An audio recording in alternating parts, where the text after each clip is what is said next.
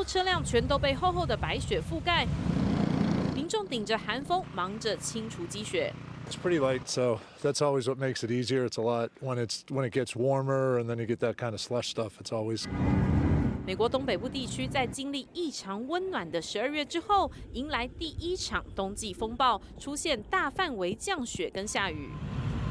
纽约时报指出，纽约中央公园难得下雪，距离上次单日降雪已经将近700天。 16 inches of snow where we're standing right here, and there are still some flakes falling at this moment. 根据 CNN 报道，这场冬季风暴的影响范围包含纽约州、新泽西州、宾州、麻州、缅因州、康乃狄克州等地，人口超过2500万人，总计多达700多架航班被迫取消。麻州传出有13000户停电。 Nothing right now. I'm going to get my generator out. 东北部地区有冬季风暴，佛罗里达州则是有城市遭到龙卷风贯穿。CNN 报道，墨西哥湾沿岸地区还有另一波风暴正在移动，可能出现大雪、龙卷风，并引发洪水，大约7000万人将受到影响。政府呼吁民众保持警戒。大新闻张力编译。